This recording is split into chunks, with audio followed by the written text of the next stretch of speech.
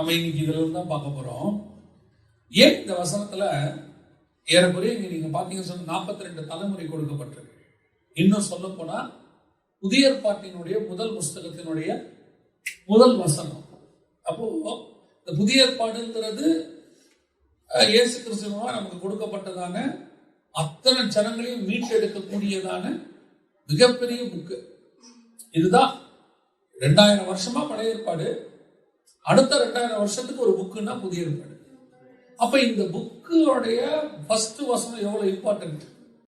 நம்ம ஒரு ரொம்ப வருஷம் கழிச்சு ஒரு லெட்டர் எழுத போறோம்னா அந்த லெட்டர்ல முதல்ல நம்ம எழுதுற வார்த்தை ரொம்ப இம்பார்ட்டன்ட். அடித்தல் திருத்தல் இல்லாம ரொம்ப முக்கியமா எழுதுறோம்னு யோசிப்போம்ல. அப்படி 2000 வருஷம் கழிச்சு ஆண்டவர் ஒரு புக் எழுதுறாரு. அந்த புக்குடைய முதல் வசனம் ஒரு மிக முக்கியமான 3 பேரை குறித்து கொடுக்கப்பட்டிருக்கு. ஆபிரகாமின் குமாரனான தாவீதின் குமாரனாகிய இயேசு கிறிஸ்துவினுடைய. ஏன் இந்த 3 பேர் மட்டும் அங்க இருக்கிறாங்க? இந்த 42 தலைமுறையில இங்க நிறைய பேருடைய பேர் கொடுத்திருக்கு கீழே பின்னாடி. இயேசுடைய வம்ச வரலாறுன்னு எடுத்துக்கிட்டீங்கன்னா இங்க ஆபிரகாம்ல ஆரம்பிக்குது. இப்ப லூக்காலாம் நீங்க எடுத்துட்டீங்கன்னா ஆதாம்லயே ஆரம்பிச்சிடும். ஆனா இந்த புதிய ஏற்பாட்டுடைய முதல் புக்ல முதல்ல ஆபிரகாம்ல ஆரம்பிச்சு நடுவுல யார் பேருமே இல்லை. கீழே இருக்கு ஆபிரகாம் ஈசாக்கை பெற்றான், ஈசாக் யாக்கோபை பெற்றான், யாக்கோபு யூதாவையும் சகோதரரையும் பெற்றான். இப்படி இருக்கு, அதுல ஒண்ணும் இல்லை. இப்போ முதல்ல ஒரு வசனம் ஏன் இப்படி கொடுப்பாங்க? நீங்க பார்த்துருப்பீங்க சில கவர்மெண்ட் லெட்டர்ஸ் எழுதும் போது அந்த லெட்டரை பத்தின மொத்த விஷயத்தையும் குறிப்பா முதல் ஒரு லைன் எழுதியிருப்பாங்க. சப்ஜெக்ட்னு போட்டு ஒரே ஒரு லைன் எழுதியிருப்பாங்க. எதுக்காகனா இந்த லெட்டரை படிக்கிறதுக்கு அந்த ஆபீசருக்கு நேரம் இருக்கோ இல்லையோ. ரெண்டாவது, இந்த லெட்டரை அவர் அப்படி பார்த்த உடனே கீழே உள்ளதையும் படிக்கணும். அந்த ஒரு லைன் அவரை படிக்க வைக்கணும் கீழே உள்ளதை. இந்த ஒரு லைன்ல என்னன்னா இவ்வளவு பெரிய லெட்டர் எழுதிக்கிறாங்க அப்புறம் படிச்சுக்கலாம் வச்சிருக்கூடாது. அந்த ஒரு லைனை பார்த்த உடனே அவங்க சொல்ற விஷயம் இதுக்காக தானா அப்படின்னு கீழே படிக்கணும். அந்த மாதிரி அந்த ஒரு லைன் இருக்கணும். அந்த ஒரு லைன் அதுக்காக தான் நம்ம சப்ஜெக்ட்னு எழுதுவோம். எதுக்காக அப்படின்னா, ஐயா எங்களுக்கு இந்த விஷயம் எங்களுக்கு தேவை அப்படின்னு கீழே மதிப்புக்குரிய ஐயா, நான் இந்த ஆபீஸ்ல வசிக்கிறேன், நான் இத்தனை வருஷமா இருக்கிறேன், நான் இன்னாருடைய கணவன், இன்னாருடைய மனைவி, இந்த இடத்துல எங்களுக்கு இருக்கு, எனக்கு இத்தனை பிள்ளை இருக்கு, நாங்க இப்படி போயிட்டு இருக்கிறோம். போகும்போது இது இவ்வளவு விஷயத்துக்கு பதிலாக இவ்வளவையும் ஸ்பேஸ் பண்ணி அந்த ஒரு லைன் தான் சொல்லும். அந்த ஒரு லைனை பார்த்துட்டு தான் அந்த ஆபீசர் என்ன செய்வாரு, மொத்தத்தையும் படிப்பார். அப்போ கர்த்தர் நம்ம இந்த மொத்த புதிய ஏற்பாட்டையும் படிக்கிறதுக்கு சப்ஜெக்டாக ஒரு லைன் கொடுக்கிறார் மேல. கீழே திருப்பி ஆரம்பிக்கிறார், அடுத்த வசனத்துல ஆரம்பிக்கிறார். ஆபிரகாமின் குமாரனாகிய ஆபிரகாம் ஈசாக்கை பெற்றான் எல்லாம் இருக்கு. ஆனா இந்த 3 பேர் மட்டும் ஏன் ஆபிரகாமுக்கு அப்புறம் ஈசாக்கி யாக்கோபி அங்க குறிக்கல? ஏன் அதுக்கப்புறம் மோசே இல்ல? மோசே தேவனுடைய முகமுகமாய் தரிசித்த ஒரு மனுஷன். இடையில எத்தனை தீர்க்கதரிசிகள் இருக்கிறாங்க, எவ்வளவு பெரிய ஆட்கள் எல்லாம் இருக்கிறாங்க. இவங்க யாருடைய பேரும் வராம ஆபிரகாமுக்கு முன்னாடி 2000 வருஷம், ஆதாம்ல இருந்து ஆபிரகாம் வரைக்கும் 2000 வருஷம். அந்த 2000 வருஷத்துல ஒருத்தர் பேரும் இல்லை. எடுத்துக்கொள்ளப்பட்ட ஏனோக்கு பேர் இல்ல, நோவா பேர் இல்ல, எதுவுமே இல்லை. ஆரம்பிக்கும் போது ஆபிரகாமின் குமாரனாகிய. அதுக்கப்புறம் அடுத்து நீங்க பாத்தீங்கன்னா 1000 வருஷம் கழிச்சு தாவீது வர்றாரு. அந்த தாவீதோட பேர் இருக்கு. அதுக்கப்புறம் அந்த நடுவுல யார் பேர் இல்ல, சாலமோன் பேர் இல்ல, எலியா பேர் இல்ல, எலிசா பேர் இல்ல, எந்த தீர்க்கதரிசியும் தானியேல் இல்ல. தானியேல் எல்லாம் ஆண்டவர் சொல்றாரு, என் பிரியமான புருஷனாகிய தானியேல். இவ்வளவு செஞ்ச ஆண்டவர் இந்த 3 பேரை மட்டும் வைக்கிறதுக்கு என்ன காரணம்? இந்த 3 பேரும் இந்த 42 தலைமுறையில எப்படி விசேஷம் அப்படிங்கறத நம்ம இன்னைக்கு பார்க்க போறோம். ஏன் அப்படின்னா, இந்த புதிய ஏற்பாட்டினுடைய மொத்த பிளானும் இந்த 3 பேர் மேலதான் இருக்கு. இந்த ஒரு லைனுக்குள்ளதான் இந்த டோட்டல் பைபிளுமே இருக்கு. இந்த ஒரு லைனை மட்டும் உங்க லைஃப்ல நீங்க கரெக்டா கண்டுபிடிச்சு படிச்சிட்டீங்கன்னா இந்த டோட்டல் பைபிளும் உங்களுக்கு புரிஞ்சிடும். இல்லைன்னா இந்த பைபிள் எப்படி இருக்கும்னா கதையா இருக்கும். தண்ணீரை திராட்சரசமயமாக்கினார், கானாவூரில் முதலாவது கல்யாணம், அங்கே அற்புதம் நடந்துச்சு, இயேசு தண்ணி மேல நடந்தார், இயேசு 5000 பேருக்கு அப்பம் விட்டார், அப்புறம் இயேசு சகையோடு பேசினார். இவ்வளவுதான் இருக்கும். ஒவ்வொன்றும் கதை. ஆனா ஒவ்வொன்றுத்துக்கு பின்னாடியும் இந்த பேச வச்சு நீங்க படிச்சீங்கன்னா தான் ஏன் உங்களுக்கு புரியும். இந்த 3 பேரும் எந்த இடத்துல எந்த பாயிண்ட்ல ஒன்னாகிறாங்க? இந்த 3 பேரும் எந்த பாயிண்ட்ல ஒன்னாகிறாங்க அப்படின்னு பாத்தீங்கன்னா, ஒரே ஒரு பாயிண்ட்ல தான் இவங்க 3 பேரும் ஒன்னாவாங்க. மெல்கிசேதேக்கு அப்படின்னு சொல்லக்கூடியதான ஒரே ஒரு வார்த்தையில தான் இந்த 3 பேரும் ஜாயின் ஆவாங்க. இந்த டோட்டல் பைபிள்லயுமே மெல்கிசேதேக்கை பத்தி பேசின 3 பேர், ஒன்னு ஆபிரகாம், இன்னொன்னு தாவீது, இன்னொன்னு இயேசு கிறிஸ்து. வேற விஷயத்தை பத்தி எல்லாருமே பேசியிருப்பாங்க. இப்ப மோசையை பத்தி தாவீதும் பேசியிருப்பாரு, சங்கீதத்துல வரும். மோசையை பத்தி இயேசுவும் பேசுவாரு, மோசையை பத்தி நிறைய பேர் பேசுவாங்க. இப்போ எபிரேயர்கள் மோசையை பத்தி இருக்கு, எல்லாரும் பேசுவாங்க. ஏன் வெளிப்படுத்தின விஷயத்துல யோவான் எழுதுறாரு மோசையின் பாட்டு. இந்த மாதிரி மோசையோ சாமுவேலோ எல்லார பத்தி எல்லாரும் எழுதுவாங்க. ஆனா மெல்கிசேதேக்கு அப்படிங்கறதான ஒரு விஷயம் மட்டும் இந்த 3 பேருக்கு தான் இருக்கும் வெளிப்பாடு. இந்த 3 பேரை தவிர வேற யாருமே மெல்கிசேதேக்கை பத்தி பேசவே மாட்டாங்க. டோட்டல் பைபிளுமே இருக்காது. 3 இடத்துல தான் இருக்கும். ஒண்ணு ஆபிரகாம் அவரை சந்திக்கிற இடத்துல இருக்கும், ஆதியாகமத்தின் புஸ்தகத்துல. 2 110ஆம் சங்கீதத்துல தாவீது சொல்வாரு, நீ மெல்கிசேதேக்கின் முறைமையின்படி நித்திய ஆசாரியராக இருக்கிறீர் அப்படின்னு சொல்லி அவர் அந்த வேர்டை யூஸ் பண்ணுவார். அதுக்கு அடுத்து மெல்கிசேதேக்குங்கிறது யாரை பத்தி வரும் அப்படின்னா, எபிரேயர்கள் நிருபம் 7ஆம் அதிகாரத்துல இயேசு கிறிஸ்துவை குறித்து சொல்லும் பொழுது மெல்கிசேதேக்கின் முறைமையை பத்தி அந்த இடத்துல பேசுவாங்க. எபிரேயர்கள் நிருபம் 7ஆம் அதிகாரம் அங்க பாத்தீங்கன்னு சொன்னா 11வது வசனத்துல, அல்லாமலும் இஸ்ரவேல் ஜனங்கள் லேவி கோத்திர ஆசாரிய முறைமைக்கு உட்பட்டதால் அல்லவோ நியாயப்பிரமாணத்தை பெற்றார்கள். அந்த ஆசாரிய முறைமையினாலே பூரணப்படுதல் உண்டாயிருக்குமானால் ஆரோனுடைய முறைமையின்படி அழைக்கப்படாமல் மெல்கிசேதேக்கினுடைய முறைமையின்படி அழைக்கப்பட்ட வேறொரு ஆசாரியர் எழும்ப வேண்டியது என்ன அப்படின்னு சொல்லிட்டு இயேசுவை பத்தி பின்னாடி என்ன சொல்றது 15ஆம் வசனத்துல, அல்லாமலும் மெல்கிசேதேக்கு ஒப்பாய் வேறொரு ஆசாரியர் எழும்புகிறார் என்று சொல்லி இருப்பதினால் அப்படின்னு 17ஆம் வசனத்துல மெல்கிசேதேக்கின் முறைமையின்படி என்றென்றைக்கும் ஆசாரியராக இருக்கிறீர் அப்படின்னு. அப்படின்னா இந்த மெல்கிசேதேக்குங்கிற வார்த்தை இந்த 3 பேருக்கும் பொருந்தும். ஆபிரகாமும் ஒரு இடத்துல அவர் சந்திக்கிறார். எங்க சந்திக்கிறார்னு கேட்டீங்கன்னா, ஆதியாகமத்தின் புஸ்தகத்துல 14ஆம் அதிகாரத்தை வாசிக்கும் போது அங்க மெல்கிசேதேக்கை அவர் சந்திக்க வர்றாரு. 14-18 அன்றியும் தேவனுடைய ஆசாரியனாய் இருந்த சாலேமின் ராஜாவாகிய மெல்கிசேதேக்கு அப்பமும் திராட்சைரசமும் கொண்டு வந்து அவனை ஆசீர்வதித்து. இந்த மெல்கிசேதேக்கு அப்ப எப்ப இருக்கிறாரு? ஆபிரகாம் காலத்துல இருக்கிறார். ஆபிரகாமை பார்க்க வந்திருக்கிறார். சரி, ஆபிரகாம் மெல்கிசேதேக்கை சந்திக்கிறாரு 14ல. தாவீது அவரை பத்தி 110ஆம் சங்கீதத்துல பேசுறார். இயேசு கிறிஸ்து அந்த மெல்கிசேதேக்கின் முறைமையின்படி ஆசாரியராக இருக்கிறார். எபிரேயர்ல வாசிச்சோம். இந்த மெல்கிசேதேக்கை ஏன் எங்களுக்கு சொல்றீங்க? இவங்க 3 பேருக்கு ஓகே தான், எங்களுக்கு ஏன் போகுது? நாங்க ஏன் அதை படிக்கணும்? எங்களுக்கு என்ன சம்பந்தம் அப்படின்னு கேட்டீங்கன்னு சொன்னா, நான் சொல்ற வசனத்தை கொண்டு அப்படியே நல்லா வாசிட்டே இருங்க.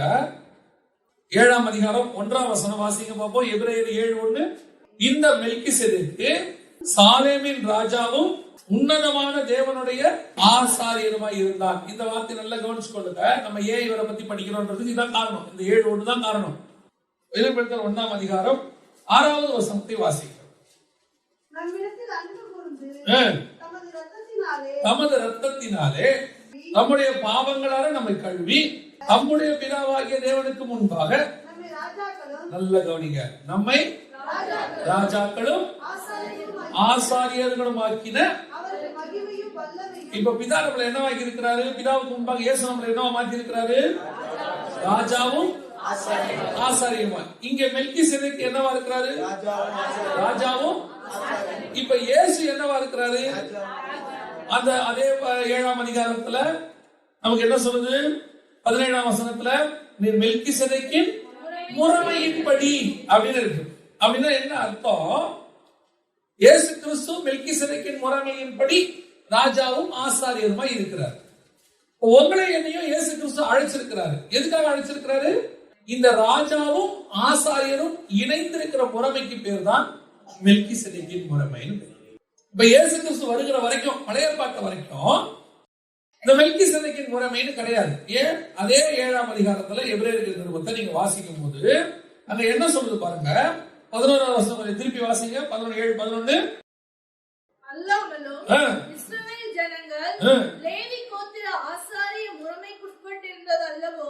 லேவி கோத்திர ஆசாரிய முறைமைன்னு ஒண்ணு இருக்கு. மெல்கிசேதேக்கின் முறைமைனா என்னன்னா ராஜாவும் ஆசாரியமா இயேசு கிறிஸ்து நம்ம அழைச்சிருக்கிறாரு. அந்த முறைமை வேறு. இஸ்ரவேல் ஜனங்களுக்கு வேற ஒண்ணு இருக்கு, லேவி கோத்திர ஆசாரிய முறைமை. அது என்னது? வாசிங்க. நியாயப்பிரமாணத்தை பெற்றார்கள். அந்த ஆசாரிய முறைமையினாலே பூரணப்படுதல் உண்டாய் இருக்குமானால் ஆரோனுடைய முறைமையின்படி அழைக்கப்படாமல். அப்ப இன்னொரு முறைமை இருக்கு. அது என்ன முறைமை? ஆரோனுடைய முறைமை அப்படின்னு. அது பூரணப்படுத்தாத முறைமை. ஆரோனுடைய முறைமையின்படி இருந்தால் என்ன பண்ணாது? பூரணப்படுத்தாது. பரலோகத்துக்கு போக முடியாது. இப்ப ஆரோனுடைய முறைமைனா என்ன? ஆரோன் ஆசாரியனா இருப்பார், அவ்வளவுதான். ஆரோன் ராஜாவா இருந்தாரா? இல்ல. இஸ்ரவேலுக்கு ராஜாவே கிடையாது. அங்க வெறும் ஒரே ஒரு முறைமை தான் இருக்கு. என்ன முறைமை? ஆரோனின் முறைமை. அங்க வெறும் ஆசாரியன் தான் இருப்பார். ஆனா நீங்களும் நானும் ஆசாரியரும் ராஜாவுமாய் இருக்கும். அப்ப நீங்க ஒரு நாட்டுக்கு போனீங்கன்னா, இஸ்ரவேலுக்கே போனீங்கன்னா, சவுல் ராஜாவாக இருப்பாரு, சாமுவேல் ஆசாரியனா இருப்பாரு. இப்போ ஆசாரியனுடைய வேலையை ஆசாரியன் செய்யணும், ராஜாவுடைய வேலையை ராஜா செய்யணும். எப்ப ராஜா ஆசாரிய வேலையை செய்யறானோ அன்னைக்கு கர்த்தர் ராஜாவை அடிப்பார். சவுல் பலி செலுத்தினோன்னு சாமுவேல் சொல்லிட்டாரு, ஒரு ராஜ்யபாரம் உன்னை விட்டு நீக்கிட்டோட்டார். அடுத்து இன்னொரு ராஜா, அவன் போய் என்ன செய்யறான்? உள்ள போறான் ஆசாரிய முறைமை பண்றதுக்கு. உடனே அவன் நெத்தியில என்ன வந்துருச்சு? குஷ்டம் வந்துருச்சு.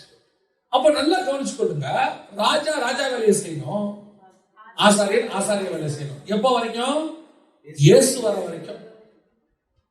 இந்த முறைமை வழி ஒரு ஆசாரியன் இருப்பாரு, ஆர்வன் இருப்பாரு, பலி செலுத்துவாரு, ரத்தத்தை கொண்டு போய் திரிப்பாரு, சர்வாங்க தகனபடி எல்லாத்தையும் சுட்டெரிப்பாரு, அந்த சாம்பலை தண்ணீர் கரைப்பாரு, அதை எடுத்து தெளிப்பாரு, சுத்திகரிப்பு ஈசோப்பினால் வரும், எல்லாம் இருக்கு. ஆனால் இது பூரணப்படுத்தாது. இது உங்களை பரலோகத்துக்கு கொண்டு போகாது. அதனாலதான் பழைய ஏற்பாட்டு பரிசுத்தவான்கள்ல வசனம் சொல்றது, எபிரேயர் 11:39, இவர்கள் எல்லாரும் விசுவாசத்தினாலே நற்சாட்சி பெற்றிருந்தும் வாக்குத்தத்தம் பண்ணப்பட்டதை அடையாமல் போனார்கள். கர்த்தர் கொடுத்த பரலோகத்தினுடைய வாக்குத்தத்தம் இவங்க யாருக்குமே அடைய முடியல. ஏன்? என்னதான் பலி செலுத்தினாலும், என்னதான் இவங்க கரெக்டா பர்ஃபெக்டா வாழ்ந்தாலும், விசுவாசத்தினாலே நற்சாட்சி பெற்றிருந்தும். என்ன விசுவாச நற்சாட்சி? கர்த்தரை முகமுகமாய் தரிசித்த தீர்க்கதரிசி இவனை போல ஒருத்தனும் இல்லை அப்படின்னு சொல்லிடுவார் மோசேயை பார்த்து. அப்பேற்பட்ட சாட்சி வாங்கினாலும் கூட அவன் உள்ளே பரலோகத்துக்கு போக முடியாது. ஏன்னா அவனுடைய முறைமை ஆரோனுடைய முறைமை. அந்த முறைமைக்கு அவ்வளவுதான் பவர். அந்த முறைமை ஒரு லிமிட் வரைக்கும் தான் என்ன செய்யும்? கூட்டிட்டு போகும். எவ்வளவு வேணா இருந்துக்கோ, அதை தாண்டி மகா பரிசுத்தத்துக்குள்ள பிரவேசிக்க முடியாது. அவ்வளவுதான். அதோட பவரே அவ்வளவுதான். அப்படி இருக்கும்போது இந்த மெல்கிசேதேக்கின் முறைமைக்கு ஒரு பவர் இருக்கு. இது ராஜாவும் ஆசாரியமா இருக்கிற பவர். இந்த பவரை இயேசு நமக்கு செஞ்சு கேட்கிறார். ஏன்னா அவர் ராஜாவும் ஆசாரியமா இருக்கிறார். அந்த பவரை பத்தி நம்ம பின்னாடி பார்ப்போம். மெல்கிசேதேக்கின் பவர் என்ன, எந்த அளவுக்கு நம்ம போறோம், என்ன பண்ணோம், அதெல்லாம் பார்ப்போம். ஆனால் ஆபிரகாமும் இந்த மெல்கிசேதேக்கை மீட் பண்றார். ஆபிரகாம் நியாய பிரமாணத்துக்காரரா இல்லையா? ஆதியாகமத்தின் புஸ்தகம் 9ஆம் அதிகாரம் 5வது வசனம் வாசி. பழி வாங்குவேன்,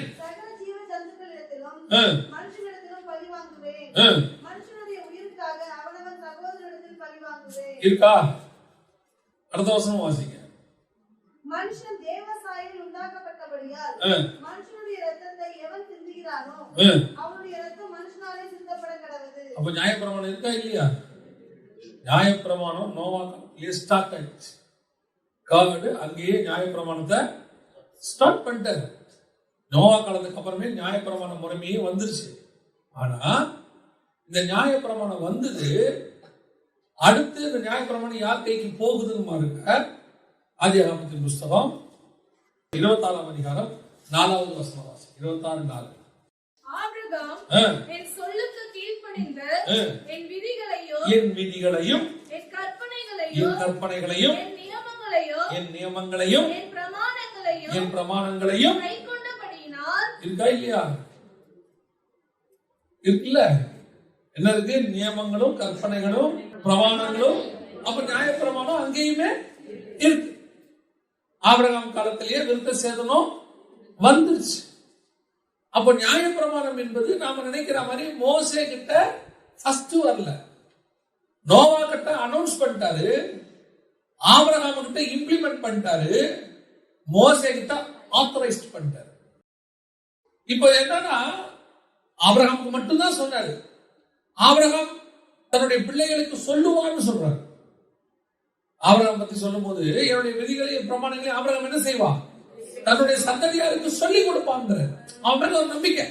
நான் இவங்கிட்டே சொல்றேன், இவன் என்ன பண்ணிடுவான்? இவன் பிள்ளைகளுக்கு சொல்லி கொடுத்துருவான் அப்படின்னு. அப்படி சொல்லி கொடுத்த நியாய பிரமாணத்தை ஒரு வரைமுறைப்படுத்தி புக்கா எழுதி சீல் பண்ணி கையில கொடுத்ததா யாருக்கிட்ட? மோசே கிட்ட. அப்போ ஆபிரகாம் காலத்துல என்ன ஆரம்பிச்சிருச்சு? நியாய பிரமாணம் ஸ்டார்ட் ஆயிருச்சு. ஆனா நியாய பிரமாணத்துக்கு முன்னாடியே இன்னொரு பிரமாணம் ஸ்டார்ட் ஆயிருச்சு. என்ன பிரமாணம்? மெல்கிசேதேக்கின் முறைமை. ஏன்னா இப்பதானே நீங்க சொன்னீங்க இயேசுநாதர் என்ன ஆரம்பிச்சு? மெல்கிசேதேக்கின் முறைமை ஸ்டார்ட் ஆச்சு. அது வரைக்கும் நியாயப்பிரமாணம் இருந்துச்சுன்னு சொன்னீங்க. இப்ப திடீர்னு நியாயப்பிரமாணம் ஸ்டார்ட் ஆனது ஆபிரகாம் கிட்டன்னு சொல்றீங்க. ஆனா அதுக்கு முன்னாடியே என்ன இருக்கு? மெல்கிசேதேக்கின் முறைமை இருக்குன்னு சொல்றீங்க. அதாவது இயேசுவின் முறைமைன்னு வச்சுக்கோங்க, நீங்க ஈஸியா புரிஞ்சுக்கிறதுக்கு. அது இருக்குன்னு சொல்றீங்க. ஏன் போட்டு இப்படி கன்ஃபியூஸ் பண்றீங்க அப்படின்னா, தேவனுடைய திட்டத்தை அறிகிற மனுஷர்களை நீங்கள் நடந்திருக்கணும். அப்போ இந்த மெல்கிசேதேக்கின் முறைமைன்னு சொல்லக்கூடிய இயேசுவினுடைய முறைமை அதுக்கு முன்னாடியே இருக்கு. எங்க இருக்கு? இப்ப நம்ம அதான் பார்க்க போறோம். எப்படி இந்த ஆபிரகாம் இந்த பிளான்ல இருக்கிறாரு, எப்படி இந்த பிளானை விட்டு வெளியே போனாரு. நீங்களும் நானும் எதுல இருக்கிறோம்? அந்த பிளான்ல இருக்கிறோம். ஏன்னா அழைப்பு என்ன அழைப்பு? மெல்கிசேதேக்கின்படி ராஜாவும் ஆசாரியருமான அழைப்பு. இந்த அழைப்பை விட்டு நீங்கள் வெளியே போகவும் முடியும். அந்த அழைப்பை விட்டு வெளியே போயிட்டீங்கன்னா நீங்க வாக்குத்தத்தம் பண்ணப்பட்டதை அடையாமல் போனார்ன்ற லிஸ்ட்ல சேர்ந்து இயேசு கிறிஸ்து அந்த கன்னிகையில கூட்டிட்டு போயிட்டாரு. கதவு அடைக்கப்பட்டது. அந்த பக்கம் இயேசு கிறிஸ்து கன்னிகையில இருக்கிறாங்க. இந்த பக்கமும் ஒரு குரூப் இருக்கு. இந்த குரூப் கேக்குது, கர்த்தாவே கர்த்தாவே கதவை திறங்க. அவர் சொன்னார், உங்களை இந்த ரெண்டு கன்னிகைகளுக்கு நடுவுல எவ்வளவு கேப் இருக்கு? 1.5 இன்ச் தான் வச்சிருக்காங்க. 1.5 இன்ச் இப்படி இருந்தா நீங்க பரலோகம், 1.5 இன்ச் அப்படி இருந்தா நடக்கும். எவ்வளவு டேஞ்சர் பாருங்க. ஆப்போசிட் டைரக்ஷன்ல தான் நம்ம போக மாட்டோம்ல.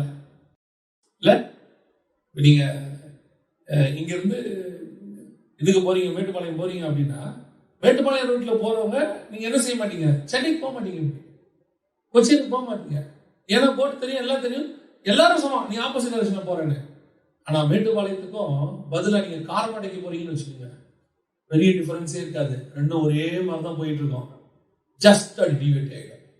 நீங்க நினைச்சிட்டு இருப்பீங்க நம்ம எங்க போயிட்டு இருக்கிறோம், ஆனா போயிட்டு இருக்கிறது எங்க? காரமடைக்கு.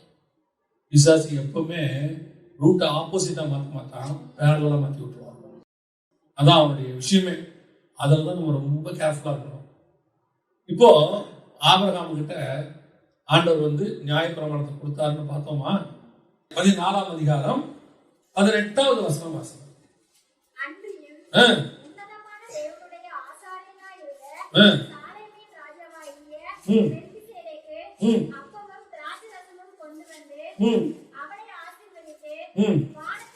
சரி, இப்ப மெல்கிசேதேக்கு கொண்டு வந்து என்ன கொடுத்துட்டாரு? அப்பமும் ரசமும் கொடுத்துட்டாரு.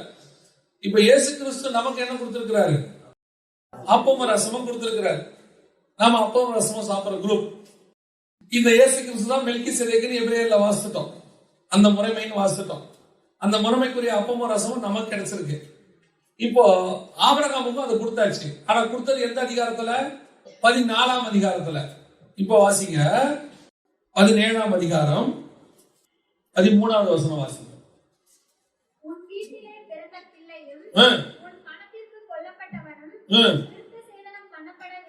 விருத்த சேதனம் பண்ணப்பட வேண்டியது அவசியம்.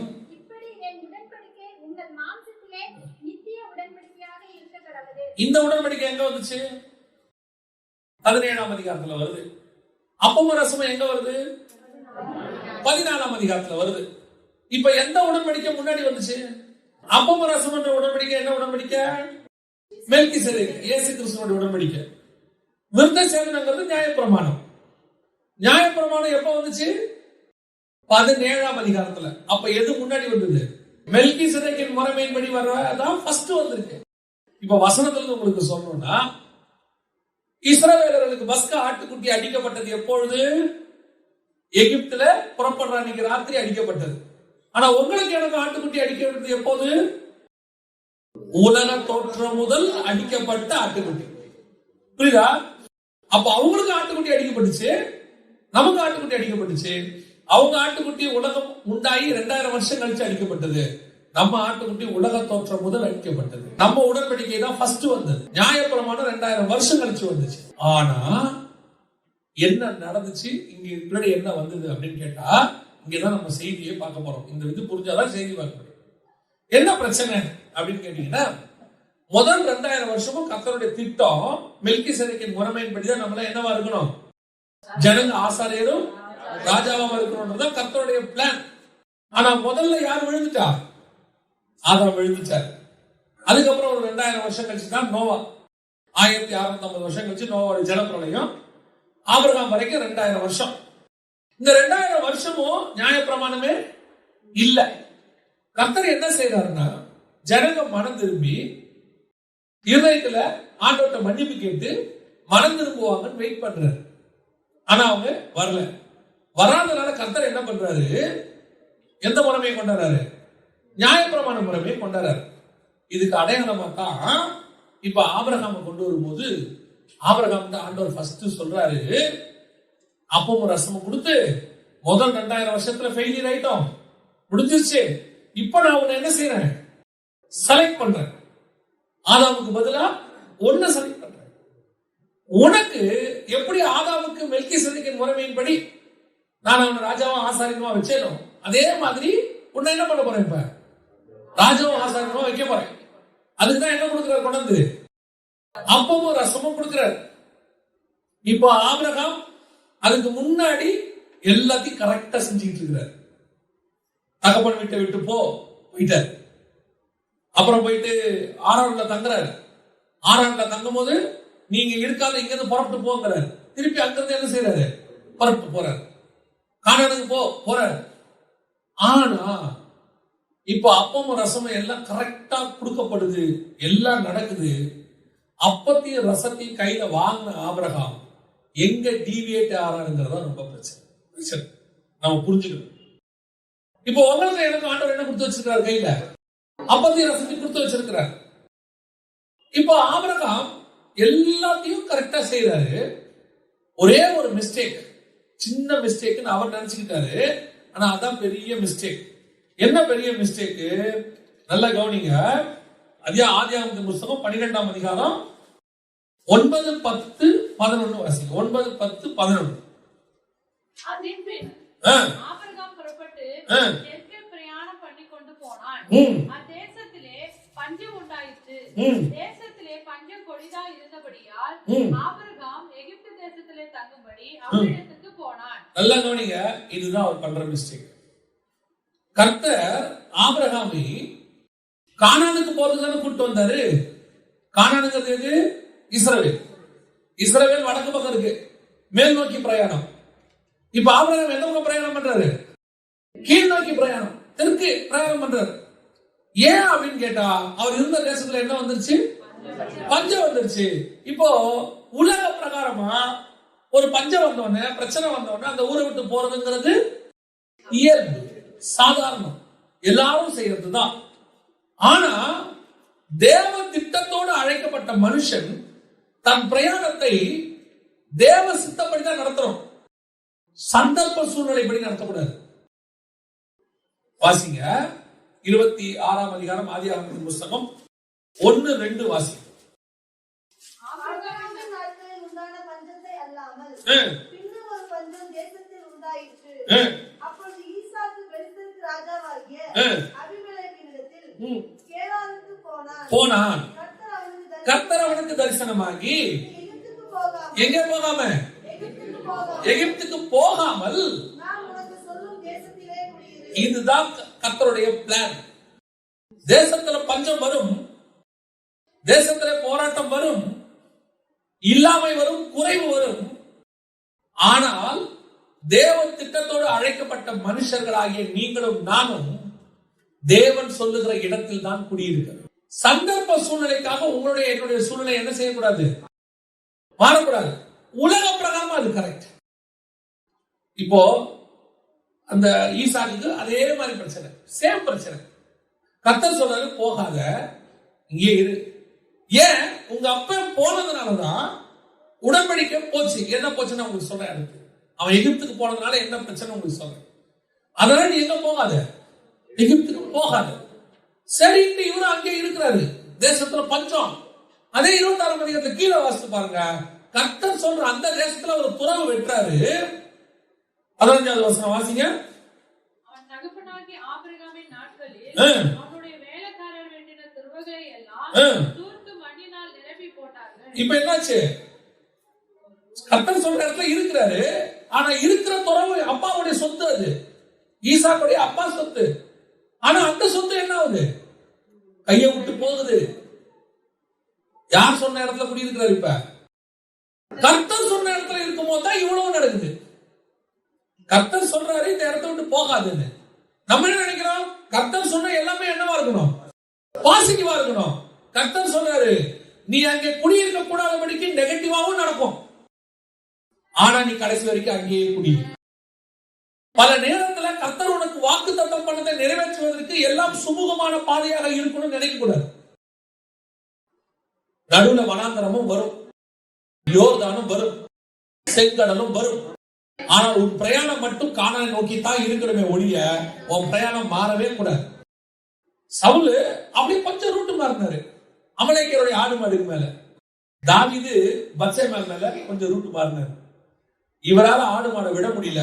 ஆனா தாவீதால எல்லாரையும் விட்டு திரும்பி தேவன்கிட்ட வர முடிஞ்சிச்சு. இதெல்லாம் ஆண்டவரை என் பார்வை விட்ட மேல. அதுதான் சொல்றேன். இப்போ ரூட் மாதிரி ஒரு பேக்ல போறாரு. எங்க போறாரு? எகிப்துக்கு போறாரு. கர்த்தர் ஈசா கிட்ட சொல்றாரு எகிப்துக்கு போகாத, உன் தகப்பன் போன மாதிரி போகாத. சரி ஆண்டவர், எங்க இருக்கிறேன்? இருக்கிற இடத்துல என்ன ஆகணும்? பாலும் தேனும் ஓடுமா? ஓடாது. நீங்க இருக்க சொல்லியிருக்கிற அதனால பஞ்சம் மாறுமா? மாறாது. நீங்க இருக்க சொல்லியிருக்கிற அதனால என்ன வரும்? உங்ககிட்ட இருக்கிறதையும் புடிங்கிட்டு விட்டுருவான். இவ்வளவு நடக்கும். ஆனா ஒண்ணு, நீங்க சொல்ற இடத்துல நான் இருப்பேன். எனக்கு ஈசாக்குடைய 4வது துறவு தான் ரொம்ப ஸ்பெஷாலிட்டி. நிறைய பேர் 3 துறவு தான் பேசுவாங்க. ஏதேக்கு, சித்னா, அப்புறம் ரெகோபோத். அப்படிதான் இருக்குது. ஃபர்ஸ்ட் ஏசேக்கு என்று பெயரிட்டால் வேறொரு துறவை வெட்டினார்கள். அதை குறித்து வாக்குவாதம் பண்ணினார்கள். ஆகையால் அதற்கு சித்னா என்று பெயரிட்டால். அடுத்து 22வது வசனம், கர்த்தர் நமக்கு உடல் உண்டாக்கினார் என்று சொல்லி அதற்கு ரெகோபோத். நமக்கு தெரிஞ்சதுல 3 துறவு தான். கர்த்தர் ஒரு நாள் நான் கார்ல போயிட்டு இருக்கிறேன். ஆண்டவர் சொன்னாரு ஈசாக்குடைய 4வது துறவு அப்படிங்கிறார். 3வது துறவு ரெகோபோத். 100 மடங்கு ஆசீர்வதித்தார். கர்த்தரிடம் உண்டாக்கினார். எல்லாம் நல்லது, ஆசீர்வாதம் எல்லாம் இருந்துச்சு. ஆனா 4வது துறவுல தான் கர்த்தர் அவனோடு கூட உடன்படிக்கை பண்ணினார். வசனம் சொல்லுது பாருங்க, 31-32 வாசிங்க. அதிகாலையில் எழுந்து ஒருவருக்கொருவர் ஆணையிட்டுக் கொண்டார்கள். பின்பு ஈசாக்கு அவர்களை அனுப்பிவிட்டான். அவர்கள் அவனிடத்தில் இருந்து சமாதானத்தோட போய்விட்டார்கள். அந்நாளில் தானே ஈசாக்கின் வேலைக்காரர் வந்து நாங்கள் துறவு வெட்டின செய்தியை அவனுக்கு அறிவித்து தண்ணீர் கண்டோம் என்றார்கள். அதற்கு சேபா என்று பெயரிட்டார். இதுதான் கர்த்தர் அவனோடு உடன்படிக்கை பண்ணினது. பயப்படாதே, நான் உன்னோடு கூட இருந்து உன் ஊழியக்காரனாகிய ஆபிரகாம் நிமித்தம் உன்னை ஆசீர்வதித்து உன் சந்ததியை பெருக பண்ணுவேன். 24வது வசனத்துல அன்று ராத்திரியிலே, அந்த ராத்திரியில கர்த்தர் பேசுறாரு. மறுநாள் துறவு வெட்டுறாங்க. துறவுல சமாதானம் வருது. கர்த்தர் அதுக்கு பேசவா என்று பெயரிட்டார். 3வது தடவை ஆசீர்வாதம், 4வது தடவை உடன்படிக்கை. கர்த்தர் சொல்றாரு 4வது தடவை தான் உனக்கு அப்படின்னாரு. எனக்கு 4வது தடவை பத்தி படிச்சு ஞாபகமே இல்லை. 3வது தடவை தான் நம்ம எல்லாரும் ஞாபகம் இருக்கோம். ரெகோபோத் இல்லையா? தப்பு இல்லை. நம்முடைய ஆசீர்வாதம் நம்ம விரும்புறோம். ஆனா ஆசீர்வாதம் கூட விட்டு போவதற்கு வாய்ப்பு இருக்கு. கர்த்தர் உடன்படிக்கை பண்ணினார். அந்த உடன்படிக்கை மாறவே மாற. அப்போ இந்த இடத்துல நல்லா கவனிச்சு பாத்தீங்கன்னு சொன்னா, தாவீதுக்கும் ஈசாக்கும் தான் வித்தியாசம். ஆண்டவர் சொன்னாரு எகிப்துக்கு போகாதேன்னு, இவர் போயிட்டாரு. யாரு போயிட்டாரு? ஆபிரகாம் போயிட்டாரு. போன உடனே தான் அங்க போனாதான் தெரியுது, இதுவரைக்கும் நம்ம ஊர் போனது எல்லாமே எல்லாம் நம்ம மனைவியை விட அழகானவங்க. எகிப்துக்கு கொண்டு போனா இந்த அம்மா வந்து அங்க இருக்கிறவங்க எல்லாரை விட பயங்கர அழகா இருக்கு. முடிஞ்சிட ஐயோ, ஏன்னா எகிப்தியர்கள் கருப்பு, பிளாக் பீப்புள்ஸ், உன்னை வைத்து என்னை கொள்ளுவார்கள். அதனால நீ அண்ணா சொல்றது எவ்வளவு பிரச்சனை வருது பாருங்க. ராங் ரூட்ல போனா, ரைட் ரூட்ல போனோம்னா நமக்கு ஒரு பிரச்சனையும் இல்லை. இப்போ சொல்லியாச்சு எங்க பிரச்சனை வருதுன்னு உங்களுக்கு சொல்றேன். இப்போ பார்வோன் போயிட்டாரு. பார்வோன் தூக்கி போனாரா, போயிட்டு என்ன வேலை பண்ணாரு பாருங்க. பார்வோன் வாசிங்க, அது அவன் 12:16. அவள் நிமித்தம் அவன் ஆபிரகாமுக்கு தயை பாராட்டினான்.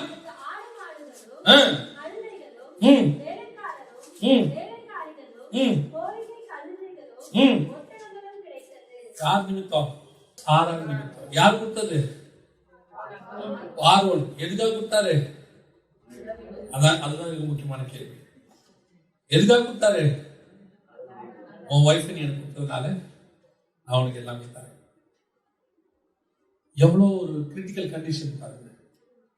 கர்த்தருடைய பிளான் யார் மேல இருக்கு? ஆபிரகாமுடைய சாரான் மேலேயும் இருக்கு, 2 பேர் மேலேயும் இருக்குது. இதுக்கு பின்னாடி பிசாசோட திட்டம் ஒண்ணு இருக்கு. அது என்னன்னு அடுத்து உங்களுக்கு சொல்றேன். இப்ப ராங் ரூட்ல டிராவல் பண்ண உடனே இப்போ பார்வோன் தூக்கி போயிட்டான். தூக்கி போன உடனே சாராளை வச்சுக்கிட்டு உனக்கு என்னன்னா வேணும் கேளுங்கிறான். ஆனா இவ்வளத்தையும் கொடுத்தாலும் ஒரு சாராளுக்கு ஈக்குவல் ஆகாது. ஏன்னா சாராள் தான் கர்த்தருடைய பிளான். கழுத கர்த்தருடைய பிளான் கிடையாது. வேலைக்காரி கர்த்தருடைய பிளான் கிடையாது. கோவேரி கழுத கர்த்தருடைய பிளான் கிடையாது. வேலைக்காரர்கள் கர்த்தருடைய பிளான் கிடையாது. கர்த்தருடைய பிளான் சாராள் மேலதான். பிசாசுக்கு நல்லா தெரியும் உன் மேல கர்த்தருடைய பிளான் எங்க இருக்கு. உன்னை ஈஸியா வேலைக்காரங்க வேலைக்காரி காரு வண்டி கொடுத்து உன்னை ஏமாத்திடுவான். ரொம்ப கேர்ஃபுல்லா இருக்கணும். ஆண்டவர் எனக்கு ஒரு பிளான் வச்சிருக்கிறாரு, அந்த பிளானை நான் செய்யறதுக்கு ஆல்டர்னேட்டா எதை கொடுத்தாலும் நான் வாங்க மாட்டேன். ஆல்டர்னேட்டா எங்க போசணும் நான் போக மாட்டேன். ஏன்? கர்த்தர் என் மேல வச்ச திட்டம் அப்படி. ஒருவேளை இன்னைக்கு என்னை விட எனக்கு கிடைக்கிறது பெருசா இருக்கும், ஆனா பின்னால் எனக்கு கிடைக்க போறத பார்த்தா இது ஒண்ணுமே கிடையாது. நம்ம நிறைய பல நேரத்தில் அப்படிதான் நினைக்கிறோம். ஏன் ஆண்டவர் என்ன இங்க வச்சிருக்கீங்க, எதுக்காக என்ன இங்க வச்சிருக்கீங்க? உடனே அந்த நேரத்தில் நமக்கு பிசாசு உடனே ஆல்டர்னேட்டா ஒன்று கொண்டாடுவோம். அமெரிக்கால உனக்கு சூப்பரான இடத்துல ஒரு வேலை கொடுங்க, உடனே ஆல்டர்னேட்டா பிசாசு ஒன்று கொண்டு வருவான். பெங்களூர்ல அருமையான இடத்துல உனக்கு ஒரு வேலை, ஆல்டர்னேட்டா ஒன்று கொண்டு வருவான். உனக்கு இமிடியேட்டா கனடால ஒரு மாப்பிள்ள இருக்கிறாரு. நம்ம நினைப்போம் இங்க இருக்கிறதுக்கு பேசாம. அதுதான் பார்வோன் கொடுக்கிற ஆசீர்வாதம். நீ சொல்லணும், கர்த்தர் என்னை இங்க இருக்க சொல்லி இருக்கிறாரு, நான் இங்கதான் இருப்பேன். இங்க பஞ்சம் வந்தாலும் நான் இங்கதான் இருப்பேன். என் துறவை தூத்து போட்டாலும் நான் இங்கதான் இருப்பேன். என் கூட வாக்குவாதம் பண்ணாலும் நான் இங்கதான் இருப்பேன். ஏன்? நீங்க எல்லாம் ஒரு நாள் போயிருவீங்க, பஞ்சம் போயிரும், துறவு கூட வந்துரும். ஆனா கர்த்தருடைய வாக்குத்தத்தம் ஒரு நாளும் மாறவே. இப்ப பாருங்க, இவனுக்கு ஈசாக்கு அங்கே இருந்ததுனால பஞ்சம், அங்கே இருந்ததுனால துறவு போச்சு, அங்கே இருந்ததுனால வாக்குவாதம் சண்டைக்கு வராங்க. ஆனா ஆபிரகாம் எகிப்துக்கு போன உடனே என்ன கிடைக்குது? கோவேறு கழுத, வேலைக்காரர்கள் வேலைக்காரர்கள் எல்லாம் கிடைக்குது. சாரான் போச்சு, சாரான் போச்சு. இப்போ கர்த்தர் தலையிடுறாரு, அவரு சரி பண்றாரு, எல்லாம் பண்றாரு. இங்கதான் மிஸ்டேக் எங்க ஆரம்பிக்குது உங்களுக்கு சொல்றேன். வாசிங்க 20வது வசனம் வாசிங்க. அவனை குறித்து அவர்கள் நல்ல கவனியா, அவர்கள் அவனையும் அவன் மனைவியையும். இப்ப ஆபிரகாம் பார்வோன் அனுப்பும் போது ஆபிரகாம் என்னென்ன எடுத்தானோ எல்லாத்தையும் என்ன பண்ணிட்டான்? திருப்பி கொடுத்துட்டான். ஃபர்ஸ்ட் மனைவியை கொடுத்துட்டான். பிரச்சனை ஓவர். கொடுத்தவன் ஆபிரகாம் என்ன பண்ணும்? ஆபிரகாம் என்ன பண்ணும்? வாங்கிட்டு போயிருக்கணும், அப்படிதானே? அதான் நீங்களும் நான் கர்த்தர் அது இல்ல. நீ எங்கிட்ட இருந்தது நான் கூட கொடுத்துட்டேன், நீ எங்கிட்ட கொடுத்தத வாங்கிக்க. ஏன்? என்ன அழைச்சவர் ஒருத்தர் இருக்கிறார். பார்வோனை ஆசீர்வதிக்க கூடாது, கர்த்தர் தான் ஆசீர்வதிக்கணும். இந்த வார்த்தை ஆபிரகாம் வாயில வரல. இது எங்க வருதுன்னு உங்களுக்கு சொல்றேன். இந்த வார்த்தை யார் வாயில வரல? ஆபிரகாம் வாயில வரல. பார்வோனுக்கு உணர்வு இருக்குது. இவன் எடுத்தோம் கொடுத்துட்டோம். இப்ப அந்த உணர்வு யாருக்கு வரணும்? ஆபிரகாம் வரணும். இந்த உண்டபடி நீ எந்த கொடுத்துட்டியா உண்டபடி. இப்ப எனக்கு என்ன ஆகுது? எந்த திரும்பி வந்தா சோத்திரம், பார்வோன் திருப்பி கேட்காம விட்டாலும் சோத்திரம். பல நேரங்கள்ல நமக்கு இந்த உலக ஆசீர்வாதம் எப்படி இருக்குது? அப்படிதான் இருக்கு. பிசாசு சும்மா கொடுத்தா நினைச்சீங்களா? பிசாசு எவ்வளவு தந்திரக்காரன் தெரியுமா? பைபிள் சொல்லுது அவனுடைய தந்திரங்கள் அறியாதவைகள் அல்லவே. அவனுக்கு சாரால் தேவைன்றதெல்லாம் ரெண்டாவது. இப்போ என்னுடைய சாபத்தை உன் மந்தைக்குள்ள கலந்துட்டேன். உன்னுடைய வயலுக்குள்ள எந்த கூட கலந்துட்டேன்? களைய விதத்திட்டேன். அது ஒரு நாள் முளைக்கியா? அது மட்டும் ஆபிரகாம் கான்சியஸா இருந்திருந்தாருன்னா திருப்பி என்ன பண்ணிருக்கணும்? கொடுத்திருக்கணும். எங்க வீட்டுல நடந்தது, பட் உங்களுக்கு நடந்திருக்கும். சில நேரத்தில் சொந்தக்காரங்களுடைய சொத்து நமக்கு ஆண்டவர் வரவிட மாட்டார். சில சொந்தக்காரங்களோட சொத்தை என்ன செய்ய மாட்டாரு? வரவிட மாட்டாரு. ஏன் வரவிட மாட்டாருன்னா அந்த சொத்தை வாங்கினதுல ஒரு சாபம் இருந்திருக்கும். அவங்க எப்படி வாங்கினாங்கன்றது நமக்கு தெரியாது. அவங்க 100 வருஷத்துக்கு 50 வருஷம் முன்னாடி வாங்கியிருப்பாங்க. நம்ம என்ன பண்ணுவோம்? எல்லாருக்கும் ஒரு பங்கு, எனக்கும் ஒரு பங்கு. ஆண்டவர் சொல்றாரு, நான் தான் உன்னை கூப்பிட்டுருக்கிறேன். வானமும் பூமியும் கர்த்தருடையது, பூமியும் அது நிறைவும் கர்த்தருடையது. நமக்கு இடம் உண்டாக்கும்படி நமக்கு கர்த்தர் ரெகோபத்தை கொடுத்திருக்கிறார். அவர் நினைச்சாருன்னா உனக்கு ஒரு 1/2 ஏக்கர் 1 ஏக்கர் கொடுத்ததுலாம் பெரிய விஷயமே கிடையாது. நம்ம என்ன பண்ண தெரியுமா? எங்க அக்கா தங்கச்சிங்க எல்லாரும் கையெழுத்து போட்டு எனக்கு தெரியாம வாங்கிட்டாங்க. அந்த லேண்ட் வராம நான் விட மாட்டேன். உனக்கு கொடுக்கணும்னு கர்த்தர் முடிவு பண்ணாருன்னா அதை தடுக்க யாராலையுமே முடியாது. ஆண்டவர் தான் வேணான்னு விட்டு வச்சிருக்காரு. நம்ம என்ன பண்ணுவோம் தெரியுமா? போட்டி போட்டி எப்படியாவது வழக்கு வாது போய் அதை வாங்கியே ஆகணும். ஆனா எங்களுக்கு அப்படி சிச்சுவேஷன் வந்த போது ஆண்டவர் சொன்னாரு, அதை விட்டுட்டாரு. நான் தான் முன்னெடுத்து எப்படியாவது வாங்கலாம்னு நினைச்சேன். எனக்கு நான் சொல்றது 25வது வயசுல கர்த்தர் சொன்னாரு, அதை விட்டு அந்த பக்கமே போகாது. ஏன்? அது எப்படி பர்ச்சேஸ் பண்ணா, எப்படி வாங்கினா, அதுக்கு பின்னாடி என்ன சாபம் இருக்குது யாருக்கு தான் தெரியும். உனக்கு அந்த சாபத்தின் காசு வேண்டாம். நான் உன்னை ஆசீர்வதிப்பேன். அந்த ஆசீர்வாதத்தோட வேதனையை கூட்டாமல் இருக்கும். இந்த சாபம் உள்ள வந்துருச்சு, என்ன ஆகும்? லாபான் வீட்டுல இருந்து ஏன் ஆடு மட்டும் தான் வரணும்? லாபான் நாட்டுல ஒண்ணு கூட வரக்கூடாது. எங்க அப்பா வந்து தானே, நான் ஒரு எடுத்துட்டு வந்த என்ன தப்புன்னு ஒரு சுரூபத்தை தூக்கிட்டு வந்துட்டீங்கன்னு வச்சுக்கோங்க. நீங்களா சாமர்த்தியமா மறைச்சிட்டீங்கன்னு வச்சுக்கோங்க. லாபானாலேயே கண்டுபிடிக்க முடியலன்னு வச்சுக்கோங்க. நீ கானானுக்கு போக மாட்ட, வழியில செத்து போவ. லேயாளுக்கும் தமக்கும் தான் வித்தியாசம். 2 பேரும் ஒன்னா தான் வந்தாங்க. 2 பேருமே சேர்ந்துதான் 12 கோத்திரம். 2 பேருக்காக தான் யாக்கோபு வேலை செஞ்சிருக்கிறான். 2 பேருக்காக தான் இயேசு ரத்தம் சிந்திருக்கிறார். எல்லாம் ஓகே தான். ஆனா ஒரு சபை வழியில செத்து போச்சு, ஒரு சபை கானானுக்கு போயிடுச்சு. ஏன்? இந்த உலகத்தின் சொரூபம், உலகத்தின் ஆசீர்வாதம், உலகத்தினுடைய ஒரு சாபம் உன் கூடாரத்துக்குள் இருக்கிறது. அதை வேணா நீ தூக்கி போட்டினாதான் படைச்ச. கர்த்தர் ஏன் லாபானை அனுப்புனார் தெரியுமா? ஏன் அனுப்புனார் தெரியுமா? உன்னை சுத்திகரிக்கிறதுக்காக அனுப்புனார். பல நேரங்களில் கர்த்தர் அப்படிதான் அனுப்புவார். ஏன் சிம்சோனை முடிச்சு கையில கொடுத்தாரு தெரியுமா? அவன் அடிச்சா பாருங்க மொட்டை. நம்ம சொல்றோம் சிம்சோன் மொட்டை அடிக்கப்பட்டான், மொட்டை அடிக்கப்பட்டான். அதுதான் சிம்சோனுக்கு கர்த்தர் செய்த நன்மை. ஏன்? ஒரு நசரேய விரதம் இருக்கிறவன் ஒரு தீட்டான சர்பத்தை ஒரு செத்து போன தொட்டானா அவன் தலை மொட்டை அடிக்கப்படணும். அப்பதான் அவன் திருப்பி இஸ்ரவேலுக்குள்ள சேர்த்துக் கொள்ளப்படுவான். என்ன ஆராதிக்கிறது? இவனை யாருக்கும் சொல்லாம மறைச்சிட்டான். சிங்கத்துக்கிட்ட எடுத்தது கர்த்தர் மறக்கவே மாட்டார். ஏன்? இதே சிம்சோன் விசுவாச வீரர்கள் பட்டியல்ல எபிரேயர்ல உள்ள வரணும். அவனை கொண்டு வரதுக்கு நீ இஸ்ரவேலுக்குள்ள மொட்டை அடிக்கலையா? உன்னை பெலிஸ்தர் கையில கொடுத்து மொட்டை அடிக்கிறவா? ஏன்? இவன் மொட்டை அடிச்சாங்களே, அந்த மொட்டை தானே அவனுக்கு நல்லது. நீ திருப்பி இஸ்ரவேலுக்குள்ள வந்துருவ. அந்த மாதிரிதான் லாபானை அனுப்பி வைக்கிறார் ஆண்டவர். எதுக்கு அனுப்பி வைக்கிறார்? சொல்றாரு, அந்த சொரூபத்தை லாபான்ட்ட கொடுத்துரு, நீ உன் கணவனோடு கூட கானான் வரைக்கும் போவாய். மறைத்து வைத்தால் கர்வாலி மரத்திற்கு செத்து தொலைவு. ஆனதுக்குள்ள போக முடியாம போச்சு. பிசாசு தந்திரங்களின் உச்சம். எப்படியாவது ஒரு விக்கிரகத்தை, ஒரு சொரூபத்தை, ஒரு சாபத்தை, ஏதோ ஒண்ணு உன் வீட்டுக்குள்ள நுழைச்சிருவான். அது உன் கையாலேயே கொண்டு வைப்பான். இது எங்க அப்பாவுக்கு, எங்க தாத்தாவுக்கு, எனக்கு உரிமை இல்லையா, கர்த்தர் கொடுக்கலையா, வேணாம். உலக பிரகாரமான தகப்பன் கையிலிருந்து உனக்கு ஒருவேளை ஒன்றும் கிடைக்காமல் இருக்கலாம். பரலோகத்தின் தகப்பன் உனக்கு எல்லாவற்றையும் நியமித்து வைக்கிறார். கர்த்தர் கொடுக்கிறாரா, சோதரம் வாங்கிங்க. அதுல எந்த பட்சம். சில நேரத்தில் நம்மளை விட்டு கர்த்தர் எடுக்கும்போது கொடுத்துடணும். ஏன் எடுக்கிறாரு, கொடுத்துரு, ஆண்டவர் கேட்கிறாரு, விட்டுரு. அதனால ஆண்டவர் சொல்றாரு, அதுக்கு பின்னாடி இருக்கிற சாபம் உனக்கு தெரியாது. உனக்கு அது வெள்ளின்னு தெரியும், தங்கம்னு தெரியும், ஆனா சொருபம்னு தெரியாது. உனக்கு ஆடுன்னு தெரியும், மாடுன்னு தெரியும், ஆனா அது அமலேக்கு எதுன்னு உனக்கு தெரியாது. அமலேக்கினுடைய சாபம் உனக்கு தெரியாது. ஆண்டவர் சொல்றாரு, அது ரிமூவ் பண்ணிடு. இப்போ பிசாசு அழகா பண்ணது என்ன பண்ண தெரியுமா, சாராளையும் கொடுத்துட்டான், எல்லாத்தையும் கொடுத்துட்டு கொண்டாந்து ஆகாரம் உள்ள வச்சுட்டு போயிட்டான். எகிப்தோட வேலைக்காரி தான் யாரு, ஆகார்.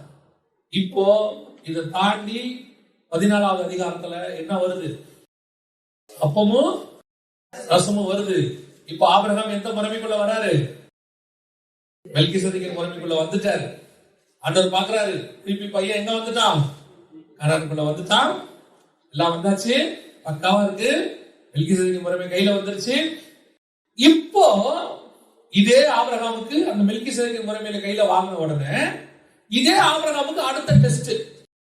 என்ன டெஸ்ட் வாசிங்க, ஆதியாகமம் 14:21.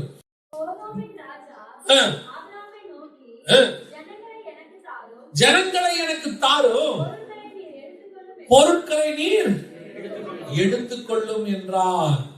இப்ப நெக்ஸ்ட் ஒருத்தன் தரான் பாருங்க. ஃபர்ஸ்ட் பார்வன் கொடுத்தானா, இது அப்பமா ரசம் வாங்குறதுக்கு முன்னாடி எல்லாம் வந்துருச்சு. இப்போ அப்பமா ரசமும் கையில வாங்கியாச்சு. வாங்கின உடனே அந்த உணர்வு சொல்லுது, இந்த அப்பமா ரசம் வாங்கின கையால நீ எதை வாங்க கூடாது. அடுத்த வசனம் வாசிக்க.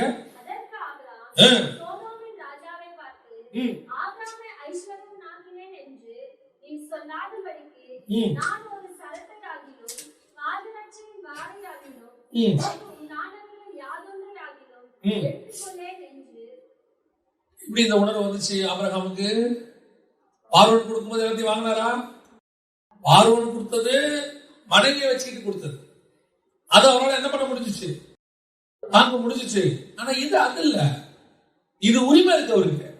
இவர் சண்டை போட்டு வாங்கியிருக்காரு, ஜெயிச்சிருக்கிறாரு. நியாயமா இதெல்லாம் யாருக்கு சொந்தம், ஆபிரகாமுக்கு தான் சொந்தம். அதனாலதான் சோதம் ராஜா சொல்றான், கெஞ்சுறான், ஏன் அந்த பொருள்லாம் நீ எடுத்துக்கப்பா, ஜனங்களை மட்டும் கொடுத்துரு. ஏன் அவன் மனைவி பிள்ளை எல்லாம் அது உள்ள இருக்குது, அதை மட்டும் என்கிட்ட என்ன செஞ்சிரு, கொடுத்துருன்றான். ஆபிரகாம் சொல்றாரு, செருப்புல ஒரு ரேப் கூட நான் எடுக்க மாட்டேன், எடுத்துட்டு போயிருன்றாரு. ஒரு வாரம் கூட நான் எடுக்க மாட்டேன், எல்லாம் தூக்கிப்போம். ஏன் திடீர்னு மனம் திரும்புதல், ஏன் உனக்கு மனம் திரும்புதல்? என் கையில இப்பதான் அப்பமும் ரசமும் வந்துட்டு போச்சு. நீ வர்றதுக்கு முன்னாடிதான் என்ன வந்துச்சு, அப்பமும் ரசமும் வந்துச்சு. இது மெல்கிசேதேக்கின் முறைமையின்படி நான் பரலோகத்தின் உடன்படிக்கைக்குள்ள ராஜாவும் ஆசாரியனுமாய் அழைக்கப்பட்டிருக்கிறேன். இந்த உடன்படிக்கையில் இருக்கிறன்னா இந்த பூமிக்குரிய எந்த ஆசீர்வாதத்தையும் எவங்கிட்ட இருந்து வர்றதையும் அதுல இருந்து ஒரு சின்ன பார்ட்டையும் கூட நான் விரும்ப மாட்டேன். எனக்கு எல்லாம் கர்த்தர் கொடுத்ததா மட்டும்தான் இருக்கணும், நீ கொடுத்ததா இருக்க கூட. எவ்வளவு பெரிய ஆசீர்வாதம். சில நேரத்தில் நம்ம என்ன நினைக்கிறோம், என்ன சொல்லி கொடுக்குறாங்க, யாராவது வந்து ஏதாவது கொடுப்பாங்களான்னு வெயிட் பண்றோம். சில நேரங்கள்ல கர்த்தர் என்ன செய்யறாரு, சில சாபமான காசுகளை வாங்க வேண்டாம் என்று சொல்லுவோம். நாம் அதை விட்டுணும். நான் சொல்லுவேன், அதை காட்டிலும் எத்தனையோ 1000 மடங்கு அதிகம் கொடுத்து கர்த்தரை ஆசீர்வதிச்சார். அதே தேவன் தான், அவ்வளவுதான் விஷயம். அப்பதான் சில நேரம் நாம என்ன நினைக்கிறோம், அது எப்படி இது அதோட மேன்மையை பார்த்துக்கிட்டு தூக்கி போடுறாங்க. காடுக்கு முன்னாடி ஒண்ணுமே தூக்கி போட வேண்டியது. இப்போ அந்த கையில வாங்கும் போது சொல்றான் பாருங்க, வானத்தையும் பூமியை உண்டாக்கின தேவன் கொடுப்பாரு, நீ என்ன கொடுத்தது போயிட்டே இருக்கு. அதுக்கு பின்னாடி பிசாசுடைய தந்திரம் இருக்கு. என்ன தெரியுமா? வேலை ஆபிரகாம் அந்த பொருளை வாங்கி வச்சிருந்தாருன்னு வச்சுங்க, அடுத்த ஒரு 2 அதிகாரத்துல எல்லாம் எரிய போகுது. சோதம் மொத்தம் என்ன செய்ய போகுது? அழிய போகுது. அங்க அழியும் போது எங்க அழிவு வரும்? இங்கேயும் அழிவு வரும். ஏன்னா சோதமுடைய பொருள் எங்க இருக்கு? இங்கேயும் இருக்கு. இது பிசாசுடைய தந்திரம். சில நேரத்துல அந்த அழிவை நமக்கு சேர்ந்து வர்றதுக்கு பிசாசு நம்ம சேர்ந்து போக கூட. கரெக்டா அடிச்சா பாருங்க ஆபிரகாம். இப்போ அப்பம் ரசம் வாங்கியாச்சு, எதையும் தொட மாட்டேன்னு ஆபிரகாம் என்ன செஞ்சுட்டாரு? கரெக்டா தெளிவா இருக்கிறாரு. இப்பதான் பிசாசு பார்த்தான். ஓ, நீ மெல்கிசேதேக்கின் முறைமைக்கு போறியா? ராஜாவும் ஆசாரியமா போயிட்டு இருக்கிறியா? இந்த ராஜாவும் ஆசாரியமா போயிட்டு இருக்கிற இவனை சோதம் ராஜா கொடுத்த எதை தொட மாட்டேன்? எதை தொட மாட்டேன்? பொருளை தொட மாட்டேன். பாதரட்சியின் வாரம் கூட தொட மாட்டியா? கூப்பிட்டா சாராங்க. இப்ப நீ என்ன செய்ய? ஆகாரோடு கூட சேரும். இது யார் கொடுத்தது? பார்வன் கொடுத்தது. அப்பமும் ரசமும் தொட்ட கையால சோதம் ராஜாவுடைய பாதரட்சியே நீ தொட மாட்டீன்னா பார்வன் ராஜாவுடைய வேலைக்காரையும் தொடக்கூடாதுல்ல. கரெக்ட் தானே? எங்க வச்சா பாருங்க, ஒரு கண்ணினா நான் சொல்றது பெண் அல்ல, ஒரு டிராப். கண்ணி வெடிப்பாங்க, டிராப். அந்த டிராப்பை கொண்டு உங்கள்கிட்ட புதைச்சிட்டான் ஏற்கனவே. உனக்கு அவன் ட்ரை பண்றான், என்னைக்காவது ஒரு நாள் இது மாதிரி காது வைப்ப வெடிக்கும். பிசாசு பல நேரங்களிலே உங்களுக்குள்ள எனக்குள்ள இந்த முறைமையை விட்டு வெளியே கூட்டு போறதுக்கு சில ஆட்களை வச்சிருக்கோம். சரி, ஆகாரோட ஆபிரகாம் சேர்ந்து உலக பிரகாரமா தப்பா சரியானா? ஒரு தப்பும் கிடையாது. ஏன்? அன்னைக்கு உள்ளவங்க 2 கல்யாணம் 3 கல்யாணம் பண்றது நார்மல். ஆனா தேவ திட்டத்துக்குள்ள இருக்கிற நீ அதை செய்யக்கூடாது. 2 கல்யாணம் பண்றது உலக பிரகாரமா தப்பு கிடையாது. ஆனா மெல்கிசேதேக்கின் முறைமைப்படி இருக்கிற ஆபிரகாம் ஆகார் மேல கை வைக்க கூடாது. ஏன்? நீ அப்பமும் ரசமும் கை வச்சவன், பாதரட்சியின் வாரல கை வைக்க மாட்டேன்னு சொன்னவன். உலகத்துக்கு எல்லாம் கரெக்ட் பா, ஆனா எங்களுக்கு வேற ரூல். நாங்க வேற முறைமையில வாழ்றவங்க. இந்த முறைமை தனித்திருக்கிற கூட்டம், இது எதோடையும் சேராத கூட்டம். அந்த இடத்துல கர்த்தர் உன்னை எண்ணி வச்சிருக்கிறார். அவன் அவங்க பண்றது என்ன? அவங்க செய்யற மாதிரி நானும் செய்யக்கூடாது. அவன் வேற, நம்ம வேற. ஏன்? அவன் ஆட்டுக்குட்டி அடிக்கப்பட்டவன், எனக்கு ஆட்டுக்குட்டியானவனால் அடிக்கப்பட்டவன். அவன் ஆரோனின் முறைமை, நான் மெல்கிசேதேக்கின். நான் வாங்குற அப்பமும் ரசமும் வேற. இந்த கையால் நான் அதை தொட முடியாது. அதுதான் நான் சொல்ல வரேன். உலக பிரகாரமா கரெக்ட், பைபிள் படி கரெக்டா, தேவன் சொன்னபடி சரியா, அப்பதான் நீ அதை செய்யணும். இல்லைன்னா செய்ய கூடாது. அது பாவமாவே இருக்காது. அதுதான் திருப்பி சொல்றேன், அது பாவமா இருக்காது. உலக பிரகாரமா அது என்ன கிடையாது? பாவமே கிடையாது. ஆனா எனக்கு அது கிடையாது. எல்லாரும் ராஜாவுடைய சாப்பாடை சாப்பிடுறது தப்பு கிடையாது. தானியலுக்கு அது ஒத்து வராது. நான் வேற கூட்டம், நான் அங்க சாப்பிட மாட்டேன். அதுதான் கர்த்தர் உனக்கு எனக்கு வச்சிருக்கிறார். இந்த டிராப்ப ஆபிரகாம் ஏமாத்திட்டார். இதை ஏமாத்திட்டார். சோதோம் கிட்ட கரெக்டா இருந்தாரு பாருங்க. எங்கடா உள்ளுக்குள்ளே வச்சதான அந்த இது அவர் பார்வன்ட்ட திருப்பி கொடுத்திருந்தாரு, அந்த பிரச்சனையே இல்லை. இப்ப என்ன ஆச்சு? எப்ப ஆகார் மேல அவர் கையை வச்சாரோ நியாயப்பிரமாணம் வெளியே வந்துருச்சு. என்ன சொல்றீங்க? ஆகாருக்கும் நியாயப்பிரமாணம் என்ன சம்பந்தம்? கலாத்தியர்கள் நிருபம் 4ஆம் அதிகாரம் 2, 23, 24, 25, 26 வரைக்கும் வாசிங்க. ஆபிரகாமுக்கு 2 குமாரர் இருந்தார்கள் என்று எழுதியிருக்கிறது. ஒருவன் அடிமையானவனிடத்தில் பிறந்தவன், ஒருவன் சுயாதீனம் உள்ளவனிடத்தில் பிறந்தவன். அடிமையானவனிடத்தில் பிறந்தவன் மாம்சத்தின்படி பிறந்தான், சுயாதீனம் உள்ளவனிடத்தில் பிறந்தவன் வாக்குத்தத்தத்தின்படி பிறந்தான். இவைகள் ஞான அர்த்தம் உள்ளவைகள். அந்த ஸ்திரீகள் 2 ஏற்பாடுகளாம். ஒன்று சீனாய் மலையில் உண்டான ஏற்பாடு, அது அடிமைத்தனத்திற்குள்ளாக கிளை பெறுகிறது. அது ஆகார் என்பவள் தானே. ஆகார் என்பது அரபு தேசத்தில் உள்ள சீனாய் மலை. அந்த ஆகார் இப்பொழுது இருக்கிற எருசலேமுக்கு சரி. இவர் தன் பிள்ளைகளோட கூட அடிமைப்பட்டிருக்கிறாரே. மேலான எருசலேமே, சுயாதீனம் உள்ளவள், அவளே நம் எல்லோருக்கும் தாயானவள். நல்லா கவனிச்சுக்கோங்க. அப்ப 2 ஏற்பாடு புரிஞ்சிருச்சா?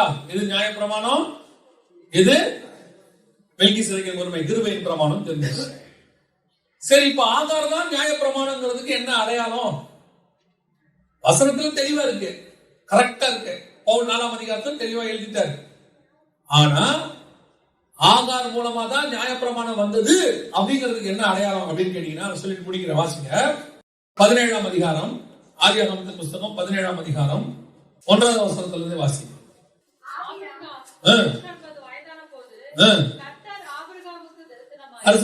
போதும். கர்த்தர் ஆபிரகாமுக்கு என்ன வயசு? அதுக்கு முதல் அதிகாரத்துல தான் ஆகார் கர்ப்பவதி ஆகிறார். 86 வயசு. இப்ப 13 வருஷம் ஆபிரகாமுக்கும் கர்த்தருக்கு எந்த விதமான சம்பந்தம் இல்லை. இப்போ அடுத்த வசனம், இப்ப எங்க வாசிக்கணும்? 5வது வசனம் வாசிக்கணும். இனி உன் பேர் ஆபிரகாம் என்னப்படாமல் நான் உன்னை திரளான ஜாதிகளுக்கு தகப்பனாக ஏற்படுத்தினபடியால் உன் பேர் ஆபிரகாம் எனப்படும். அப்பா, இது ஆசீர்வாதமா இல்லையா? அவன் ஜாதிகளுக்கு தகப்பன் கிடையாது, ஒரு ஜாதிக்கு தான் அவன் தகப்பன். ஈசாக்கு மட்டும்தான் அவன் அப்பன், வேறொருத்தருக்கு அவன் தகப்பன ஆகவே கூடாது. என்னங்க சொல்றீங்க? 3ஆம் அதிகாரம் 16வது வசனம் சொல்லுங்க. நல்ல கவனிங்க, இந்த வசனத்தை நல்ல கவனிங்க. எங்க வந்து மாறுது, வசனத்தினுடைய ஆழம் எங்க இருக்குன்னு பாருங்க. 16ஆம் வசனம் வாசிங்க.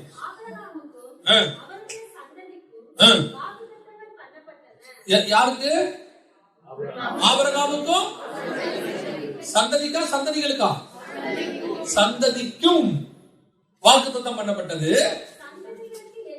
சந்ததிகளுக்கு என்று சொல்லாமல் உன் சந்ததிக்கு என்று ஒருவனை குறித்து தான் இருக்கு. வசனம் தெளிவா இருக்கா? இப்ப ஆபிரகாம் என்னவாயிட்டாரு?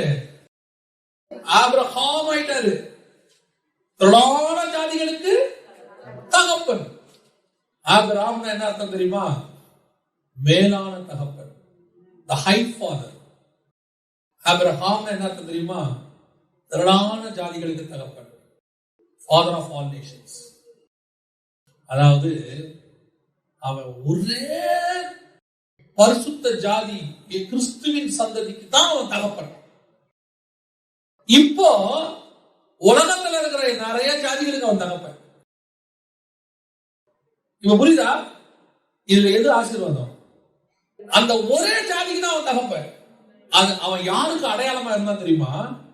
பிதாவாகிய தேவனுக்கு அடையாளமா இருந்தான். சரி, அவன் ஒரு பிதா தம்முடைய ஒரே பேரான குமாரனை தந்தருளி, அந்த ஒரே பேரான குமாரன் ஈசாக்கு, அந்த ஒரே குமாரன் இயேசு கிறிஸ்து.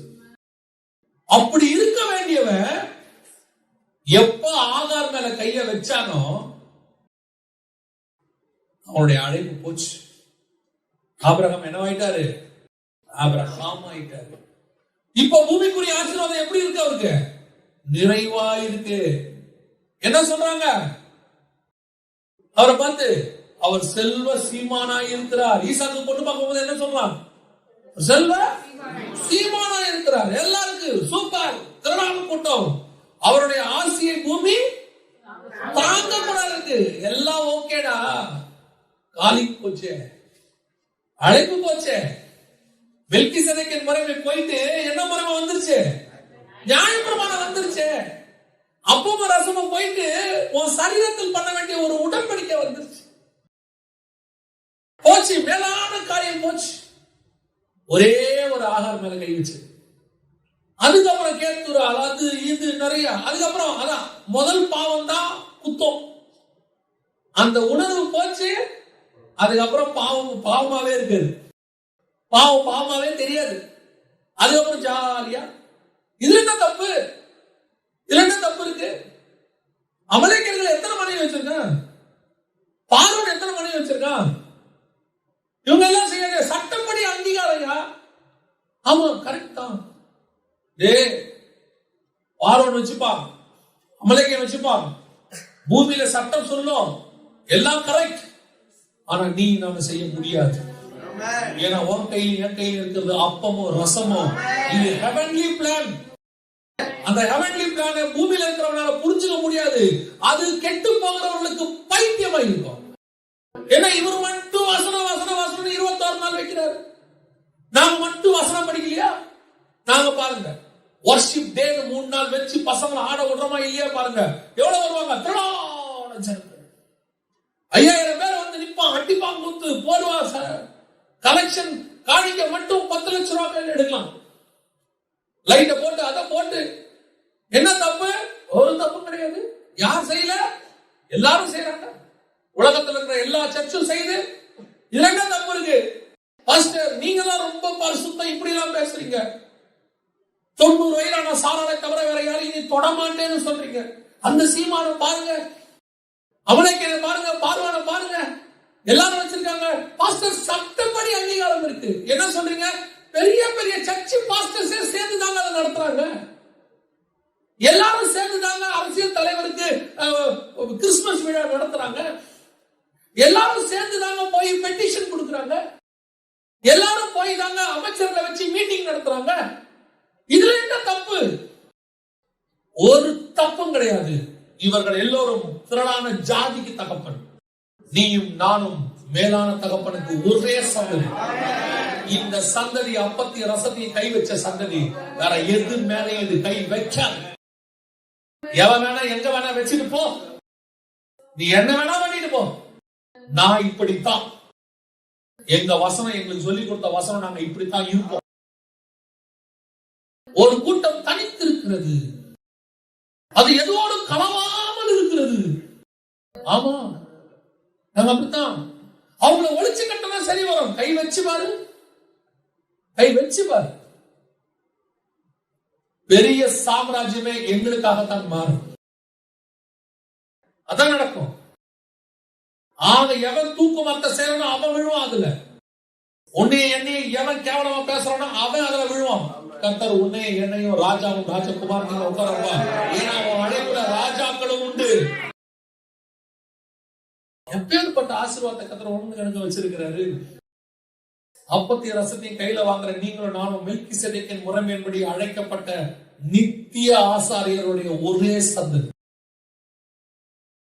நீங்க பாட்டு அசால்ட்டா போய் எங்கேயும் கை வச்சிட போறீங்க. எல்லாரும் பண்றாங்க, நான் பண்ணா என்ன தப்பு? ஆமா, எல்லாரும் பண்ணுவான், நான் பண்ண மாட்டேன். இல்லைங்க, சட்டப்படி கரெக்ட், சட்டப்படி கரெக்ட், நான் பண்ண மாட்டேன். நீங்க என்ன அவ்வளவு பெரிய ஆளா? ஆமா ஆமாப்பா, நீ எல்லாம் உன் சரீரத்துல உடன்படிக்கை பண்ண வேண்டாம், நான் என் இயேசுவின் சரீரத்துல உடன்படிக்கை பண்ணுவேன். அது வேற, அது வேற. அதனால நீ நானும் வேற போட்டோம். தயவு செய்து இந்த அப்பத்திய ரசத்தையும் மெல்கிசேதேக்கின் முறைமையின்படி அழைக்கப்பட்டிருக்கிற ஆபிரகாம் ஆகிய நீங்களும் நானும் கடைசி வரைக்கும் ஆபிரகாமா தான் இருக்கணும். ஆபிரகாமா மாறக்கூடாது. உலகம் பிரகாரமான ஆசீர்வாதங்கள் வரும், மேன்மைகள் வரும். கொஞ்சம் அப்படி இப்படி போனா கிடைக்கும்னு சொல்லுவாங்க.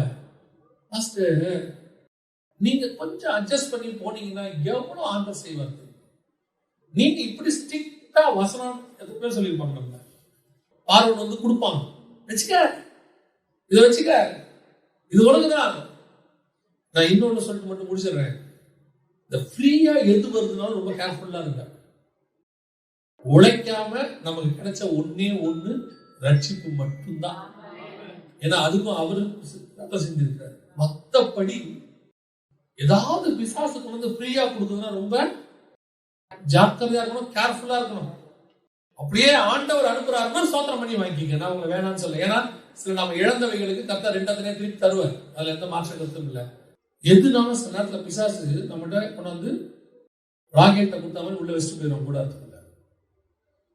அத அந்த தட்டிட்டோன்னு வச்சுக்கோங்க, காணாத வரைக்கும் ஆதாரம் இல்லை. பாருங்க, சில நேரத்தில் அதான் நம்ம பண்ற பிரச்சனை. எங்கேயும் ஆரம்பிச்சிருக்கோம், இது இருந்துட்டு போட்டோம். அத பிசாசு இல்ல, போங்க போங்க போங்கன்னு விட்டுருவான். ஏன் நீங்க போங்க, எங்க ஆளுங்க ஒருத்தர் உள்ள இருக்கிறாங்க, நாங்க சொல்றோம், ஸ்லீப்பர்ஸ்ல ஒண்ணு இருக்கு, நாங்க சொல்றோம். 120வது வயசுல கண்மலை அடிக்க வைப்போம். எல்லாரும் போவான், அவன் மட்டும் போக மாட்டான். தடுத்துருவோம். பிசாசின் தந்திரங்கள் அறியாது. உங்களுக்கு எனக்கு கர்த்தர் அற்புதமான அழைப்பு வச்சு, மகிமையான அழைப்பு. ராஜாக்களுக்கும் ஞானிகளுக்கும் மறைத்ததை பேதைகளுக்கும் உங்களுக்கும் எனக்கும் கத்தர் வைத்திருக்கிறார். இந்த கையில வாங்கிட்டோம். இனி பாதரட்சை மட்டுமல்ல, ஆகாரையும் நாங்கள் தொட மாட்டோம், எதையும் நாங்கள் தொடங்க மாட்டோம். எங்களுடைய கை எங்கள் தேவனுடைய அப்பத்தையும் ரசத்தையும் மாத்திரமாக ஜெபம் மனம் எல்லாம் தேவ சமூகத்தில் ஆண்டவரை பார்ப்போமா? எல்லா கண்களையும் மூடுவோம். Praise you, Jesus. நன்றி ஆவியானவரே. Glory to God. நீங்களும் நானும் மாமேன்மையான அழைப்பு, ராஜாக்களும் ஆசாரியருமாய் மெல்கிசேதேக்கின் முறைமையின்படி ஆபராமாக அழைக்கப்பட்டோம். எத்தனை கனமான ஊழியம் பாருங்க, எத்தனை கனமான அழைப்பு. எத்தனையோ ராஜாக்களுக்கு கர்த்தர் மறைச்சிட்டார், எத்தனையோ பழைய ஏற்பாட்டு பரிசுத்தவான்களுக்கு இதை மறைச்சிட்டார். ஆபிரகாமுக்கு அப்புறம் இதை கர்த்தர் யாருக்கும் வெளிப்படுத்தவே இல்லை. அதுக்கப்புறம் வெளிப்படுத்துறது தாவீதுக்கு மட்டும்தான். இடையில 1000 வருஷம் கர்த்தர் அதை மூடி போட்டார். அதுக்கப்புறம் 1000 வருஷம் கழிச்சு இயேசு. இப்ப கர்த்தர் உங்களுக்கும் எனக்கு சொல்லியிருக்கிறார். அப்ப நீங்க நானும் எவ்வளவு விசேஷத்தவங்க பாருங்க. ஏதோ இது வசனம் மட்டும் இல்லைங்க, இது ஏதோ ஒரு வசன திருவிழால ஒரு செய்தி இல்ல. நம்முடைய வாழ்க்கையில நம்ம அபியாசப்படுத்த வேண்டிய மிக முக்கியமான அழைப்பு இது. பரலோகத்துல கர்த்தர் உங்களுக்கு எனக்கு நிர்ணயிச்சு வச்சிருக்கிறதான பாதையினுடைய வெளிப்பாடு. இதை புடிச்சுட்டு அப்படியே ஓடிடணும். செய்தி நல்லா இருந்துச்சு, நல்லா இல்ல, தேவையே கிடையாது. இது என்ன எங்க கொண்டு போய் நிறுத்த போதுங்கிறதுதான் முக்கியம். Thank you, Jesus. உங்க ஆராய்ந்து பாருங்க, எங்கேயாவது ஆகார் உள்ள வந்திருக்குதா? ஏதாவது சோதம் ராஜா கொண்டு வந்து எதையாவது கொடுத்தானா? ஏதாவது உங்களுடைய கூடாரத்துக்குள்ள மறைக்கப்பட்டிருக்கிற சுரூபங்கள் இருக்கிறதா?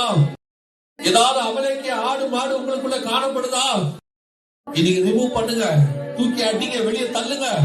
வேணாம்னு சொல்லி பழகுங்க. கர்த்தர் எனக்கு போதுமானவன்னு சொல்லி பழகுங்க. யாராவது ஒண்ணு ஆசை காட்ட தேவை இல்லைன்னு சொல்லுங்க, அவசியம் இல்லைன்னு சொல்லுங்க. கர்த்தர் எனக்கு போதுன்னு சொல்லுங்க. என்னை அழைத்தவர் உண்மை உள்ளவர் சொல்லுங்க. முடிவு பரியந்தம் நடத்த உண்மை உள்ளவர் சொல்லுங்க. அவர் கொண்டு போய் என்ன வலது பாரசத்துல உட்கார வைப்பார்னு சொல்லுங்க. நீ என்னை ஐஸ்வரன் ஆக்கியன் என்று சொல்லாதபடிக்கு சொல்லுங்க, தைரியமா சொல்லுங்க. நீ என்னை ஐஸ்வரன் ஆக்கியன் என்று சொல்லாதபடிக்கு நான் இந்த பாதரட்சியின் வாரம் கூட தொட மாட்டேன். ஏன்னா நான் பாதரட்சியின் வாரம் தொடரவே இல்லை. நான் சிங்காசனத்துல வலது பாரசத்துல உட்காருவேன். எங்கள் ஆண்டவர் இயேசுவின் நாமத்தில் ஒப்பு கொடுத்து ஜெபிக்கிறோம். எங்கள் ஜீவனுள்ள நல்ல பிதாவே.